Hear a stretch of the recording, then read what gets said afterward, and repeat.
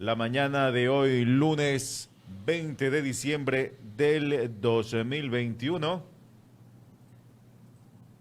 8:02, ya Él es el tenemos. señor Rodrigo Gómez de la Torre, presidente de la Cámara de Agricultura, representante ante el Consejo Nacional del Trabajo y expresidente del Consejo de Cámaras y Asociaciones de la Producción. ¿Cómo está, Rodrigo? Buenos días, le saluda Omar Segarra junto a Diana García. Muy buenos días, Diana. Muy buenos días, Omar. Y buenos días a todos quienes nos escuchan y nos están viendo la mañana de hoy, lunes. Rodrigo, la semana anterior el presidente de la República, Guillermo Lasso, anunció el alza al salario básico unificado, $25 más, es decir, ahora el salario estaría en $425. Y con esto, si bien es cierto, hay un sector que está contento, hay otro sector que está padeciendo y pensando en cómo va a cubrir esos $25 por cada trabajador. Usted fue parte de esta comisión que estaba encargada de fijar el nuevo salario, sin embargo, al no llegar a ningún acuerdo, el presidente fue quien lo fijó.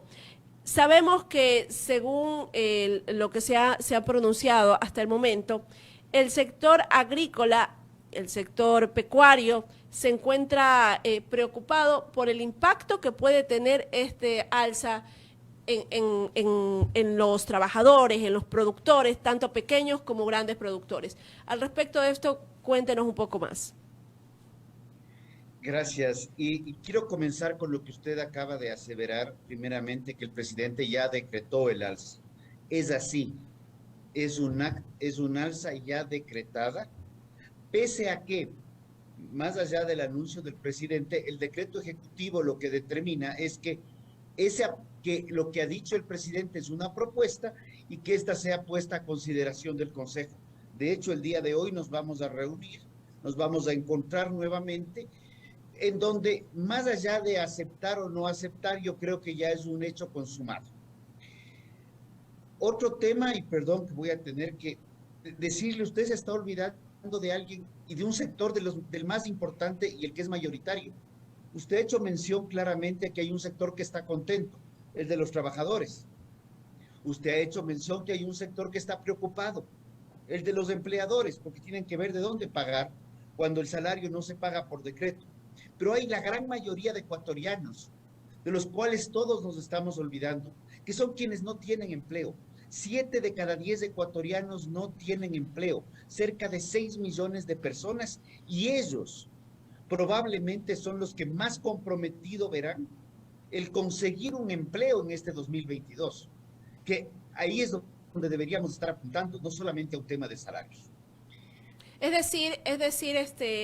Estimado, que según el mandatario, obviamente el alza del salario básico unificado no va a dinamizar ni a impulsar la economía del Ecuador porque tenemos $25 más en qué gastar, sino todo lo contrario. A ver, quienes tienen $25 más en qué gastar son quienes están cercanos a la remuneración básica unificada, que del espectro de los 8 millones de ecuatorianos de la población económicamente activa, reconociendo que solamente 2.600.000 tienen empleo adecuado, 500.000 están en este espectro, ¿ya? Entonces, realmente va a tomar mucho más tiempo la reactivación económica como todos la estamos buscando. Creo So, que es fundamental, dígame. Son las 8 de la mañana con 6 minutos. A ver, cuando decimos que va a tomar un poco más la reactivación de lo que anuncia el presidente de la República, significa entonces que sí, el sector agropecuario, los empleadores se van a ver afectados, pero en algún momento lograrán nivelar la actividad económica. Creemos que la actividad económica debe nivelarse y creo que hay algunos aspectos adicionales al tema de salarios que deben estar considerados. Se había hablado muchas veces de la reducción de impuestos, se había hablado muchas veces de una reforma laboral en términos políticos, primero debió ser la reforma laboral para luego hablar de salarios y un incremento tan importante antes que primero salarios y luego la reforma. Por otro lado, no nos olvidemos que los $25 no son solo los $25, porque en base a estos $25 también está 13º, está 14º, fondos de reserva y una serie de otros beneficios que también impactan a la economía. Pero más allá de eso, yo creo que es importante reconocer que hay sectores, usted ha hecho mención al sector agropecuario, y sobre ese quiero enfocarme tres o cuatro conceptos primarios. Sector agrícola es un sector que tiene la economía y los salarios muy pegados a la remuneración básica unificada. Entonces, los $25, digamos, en un 70% del empleo van directamente a la avena, como se dice. Dos, tiene adicionalmente un alza de insumos por efectos internacionales, no es que podemos exigirlo o no exigirle a un gobierno. Tiene un alza de insumos que le incrementa sustancialmente los costos de producción. Tenemos un problema con la Agencia de Regulación y Control Fito y Zoosanitario, y además las propiedades que más cercanas están a ser las principales generadoras de empleo, les cae un impuesto al patrimonio. Entonces estamos comprometiendo en este escenario a un sector importantísimo. Luego nos vamos al turismo, un sector que no acaba de levantar cabeza, y el alza de $25 para la gran mayoría del sector, que son MIPYMES, le afecta considerablemente. Sector de la construcción tampoco alcanza a levantar cabeza, todavía no se consolidan créditos de mediano o largo plazo para adquirir viviendas, y se está construyendo, y hay viviendas que se construyeron o se arrancaron la construcción prepandemia y edificaciones que todavía no están vendidas y que también van a pagar un impuesto al patrimonio. Entonces, cuando vemos el escenario, sí creemos que el alza fue un poco, sí, respetando un compromiso de campaña, pero fue un alza más, con una formalización política más que técnica. Perfecto, Rodrigo. Es decir, entonces, el impuesto al patrimonio del que usted habla y el incremento de los costos de producción por efecto del encarecimiento de insumos y la mano de obra es fuerte. Entonces, estamos hablando que en este tema tendremos para el próximo año un pronóstico reservado porque no sabemos qué va a pasar. Precisamente ese fue el término que utilicé en mi editorial de este fin de semana, pronóstico reservado para el agro en el 2022. Espero de corazón, y como parte del sector, espero de corazón estar equivocado. En este sentido, como presidente de la Cámara de Agricultura, ¿ustedes ya han hecho alguna evaluación del nivel de impacto que van a tener? Porque recordemos, por ejemplo, usted daba cuenta de ello, los insumos agrícolas realmente son caros, el tema de los impuestos no ha sido manejado por el presidente de la República, por ningún gobierno durante los últimos años. Y el tema también de la sobreproducción que hay en nuestro país, que al final y al cabo también terminará afectando. ¿Han hecho ustedes una evaluación de cómo será el próximo año en este sentido? A ver, el tema de la famosa sobreproducción, no deberíamos de estar preocupándonos de sobreproducciones. Deberíamos de estar preocupándonos de mejorar los costos de producción, ser más competitivos y más bien propender siempre a generar lo que mal llamamos sobreproducción, porque esa sobreproducción es más bien oferta exportable. Imagínese usted si no tuviéramos lo que llamamos sobreproducción en camarón, en banano, en cacao, en café, en brócoli, en pitahaya, en un sinnúmero de productos que son los principales generadores de divisas. Pero claro, esos productos están en el mercado internacional porque son competitivos por una serie de aspectos. Entonces, si nosotros encarecemos la producción local, perdemos competitividad, y ahí es donde hay que trabajar. Debemos trabajar en más competitividad, inclusive para que esta propuesta, que no es de una propuesta de segunda vuelta como fue la del aumento salarial del presidente actualmente Lasso, sino propuesta de todas sus campañas, más Ecuador en el mundo. Y al ser más competitivos, cuando vengan los productos de más mundo en el Ecuador, no tener problemas, sino por el contrario, competir de igual a igual. Entonces, ese tipo de situaciones nos preocupan. ¿Se están haciendo evaluaciones? Sí.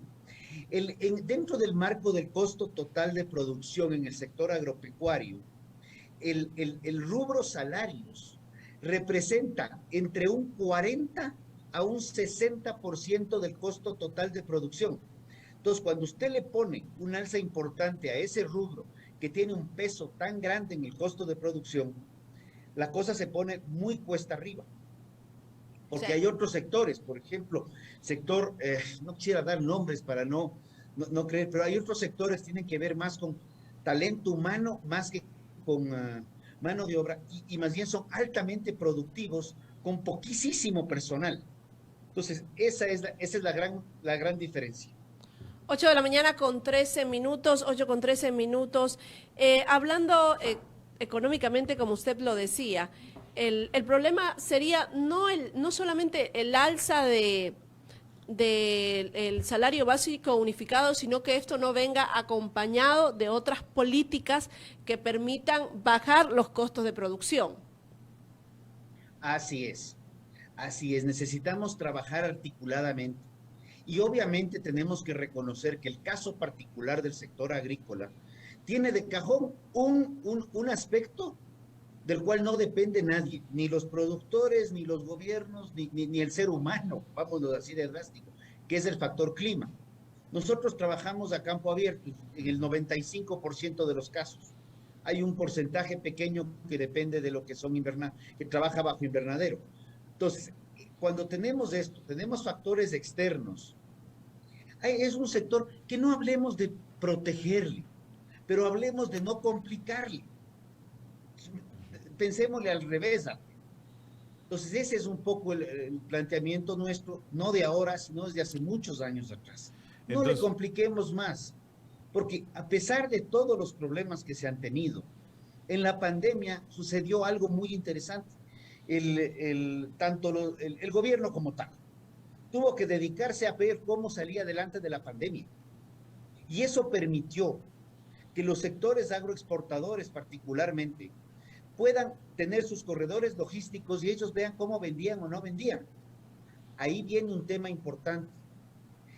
El vender más no necesariamente implica mayores utilidades, pero implica que se está moviendo la economía, que se está dinamizando la economía, y creemos que más bien el 2022 podría ser un gran motivador para generar nuevas herramientas, nueva oferta exportable, sostener la seguridad alimentaria, pero también sostener de la mejor manera posible los costos de producción, porque de esos costos de producción adecuados vamos a respetar y responder ante la demanda nacional, que también está buscando precios de compra de sus productos de primera necesidad adecuados, y que existan estos productos, porque no hay nada más nefasto muchas veces que cuando se le apercolla mucho a un sector, este sector simplemente termine migrando a otras áreas en donde comenzamos a vivir desabastecimientos.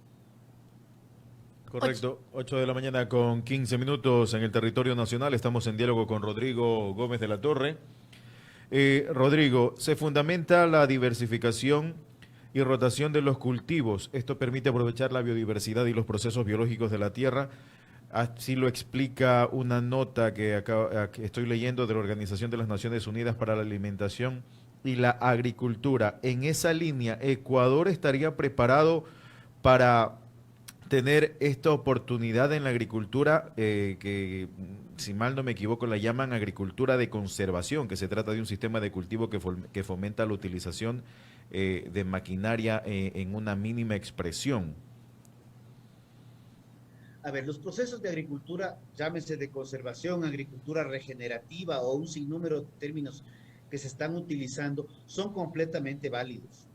Pero estos de aquí, el cambiar la forma tradicional de agricultura, de mayor utilización de agroquímicos a una menor utilización de agroquímicos y maquinaria, conllevan un proceso de transición que toma, dependiendo la producción, dependiendo el producto, algunos años. Entonces, no es un tema de como cambiar de de computadora del sistema Windows 9 al sistema O Windows sea, 11. no es que sabe que para bajar los costos de producción necesitamos utilizar menos insumos, menos maquinaria y ya mañana lo hacemos y resulta que ya la producción bajó el costo. Es que se lo pregunto precisamente por lo que acaba de decir Diana, Rodrigo, precisamente porque a alguien se le ocurrirá esto en una mesa de diálogo con representantes de la agricultura y ya lo estamos analizando que no es la solución. No, no, no, sí es la solución, pero se llama, cuando hablamos del cambio de Pero una manejo solución a de largo plazo. fertilización, es una solución de 3 a 5 años plazo, porque el suelo es un ser vivo. No lo consideremos como un pedazo de tierra abajo. Es un ser vivo que tiene dinámicas biológicas en las cuales permite la mayor o menor asimilación de nutrientes. Entonces, estos procesos biológicos con los que se trabaja toman tiempo. Entonces, sí es factible, sí es bueno ir pensando. Hay gente que ya lo viene haciendo, pero claro, cuando uno migra de un proceso tradicional a un proceso orgánico, agroecológico, regenerativo, tiene lo que se denomina el periodo de carencia, que dependiendo de las prácticas históricas puede tomar de 2 hasta 5 años hasta poder recuperar la productividad. Porque inicialmente, si usted toma el tema suelo y de pronto dice, vamos a bajar la fertilización. Yo estaba poniendo 100 kilos por hectárea, ahora voy a poner 25. Y así porque sí, pues la productividad de ese lote va a caer también sustancialmente hasta que se vayan metabolizando los nuevos procesos. No, como le digo, no es tan sencillo como decir cambio de aplicación de un celular o cambio de aplicación inclusive, si nos pasamos de un sistema de un tipo de celular al otro, hay dos al final del día en el mundo. Hasta que nos acostumbremos. Nos toma tiempo acostumbrarnos, si no es así de automático. Si para nosotros y tecnológico, imagínense el suelo. Nos vamos a sentar con los microorganismos a explicarles que vamos a cambiar la forma de trabajo. Sí es viable, pero toma tiempo. 8 de la mañana con 19 minutos. ¿Cuánto en dólares representa para el sector agricultor esta alza salarial que ha decretado el presidente de la República? Verá, en dólares más o menos, son los $32 por persona por mes a nivel de estructura de salario básico. De ahí dependeríamos ver cuánta gente está vinculada de forma formal e informalmente en el sector agropecuario. Hay alrededor de 2,5 millones de personas. Entonces, ¿quiénes están dentro de la plena formalidad vinculados al básico? El número no lo tengo en este momento, porque ya es un tema, pero bueno, digamos que hay 500,000 personas vinculadas al básico, ¿ya? Esas 500,000 personas, por $25, estamos hablando de 500,000 personas son $12 millones mensuales, por un factor que hay que corregir, son $17 millones mensuales, por 12 meses son $204 millones que van directamente al sector productivo, en donde, y aquí sí me toca decirlo claro y fuerte, cuando adicionalmente tenemos una reforma tributaria que reduce, porque no es solamente quienes van a pagar más, los de más de $2,000, que no tienen el alza salarial, pero la economía de base sí reduce considerablemente las deducciones que tenía antes. Entonces, probablemente para mucha gente, esas deducciones que ya no va a tener, los $25 se le van a ir en gran medida pagando impuestos. O lo que hemos analizado con algunos de los representantes del sector trabajador, esto de aquí también deriva a lo que se llama inflación especulativa. Ya hay un alza de $25 y la gente comienza a subir precios de los insumos y de los productos de primera necesidad, creyendo que todos van a tener los $25. Entonces, esos $25 que van a beneficiar en cierta medida a esos 500,000 ecuatorianos, pues van a pasarle factura y solamente me voy a quedar con los que no tienen empleo, con el alrededor de 6 millones de personas que no tienen el alza salarial, que no tienen primeramente salario y que obviamente no tienen ni siquiera empleo. Y que no solo no tienen empleo ni no tienen el alza salarial, sino que terminarán afectados finalmente con el costo final de cualquier producto.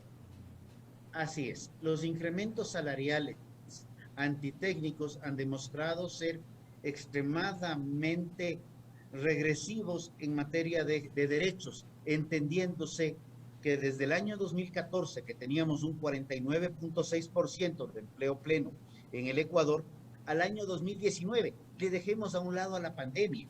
Al año 2019 ya estábamos en el 38% de empleo pleno. Y no hay nada más precario que no tener empleo. Y más bien lo que muchos analistas han estado revisando, más allá de lo que opinemos en el Consejo, de muchos analistas económicos, inclusive muy afines a la presidencia de la República, es que esta alza salarial probablemente está comprometiendo el empleo pleno para el 2022, porque adicionalmente la reforma laboral se le ha anunciado que va a ser un tema de discusión y de socialización los primeros 4 meses del año, póngale un quinto mes, o sea, hasta medio año, toda la primera mitad del 2022, estaremos debatiendo la reforma laboral y la generación de empleo para esa gente. ¿Qué pasa? O sea, un año más sin empleo, estamos avisando. Hay una ralentización de la economía, no solamente en el Ecuador, sino a nivel mundial, que puede comprometer más aún la reactivación económica tan anhelada y tan necesaria. Ahora, hablemos claro entonces. Siempre se criticó por parte de los gobiernos de derecha, del mismo señor presidente Guillermo Lasso, que se tomaban medidas antitécnicas y populares con la idea de agradar al sector. ¿Está cayendo el presidente de la República en lo mismo? ¿Qué le puedo decir yo? Pues hablemos claro y pensemos en ese editorial que leí de 4 pelagatos que dice, ¿cómo era? Cambiar o sobrevivir. Habemos muchos, y yo creo que la gran mayoría de ecuatorianos que apoyamos el voto a favor de Guillermo Lasso estuvimos pensando en cambiar, conscientes que ese cambio iba a tener algunos golpes. Lo que no estamos sintiendo todavía es que esos golpes sean para el cambio, y confiamos que la reforma laboral no caiga en saco roto como ha caído en años anteriores, y más bien que la reunión del día de hoy del Consejo Nacional del Trabajo, en donde ya, como digo, a mi criterio el presidente debió haber indicado al ministro, firme el decreto ejecutivo con el alza en lugar de decirle ponga a consideración del Consejo.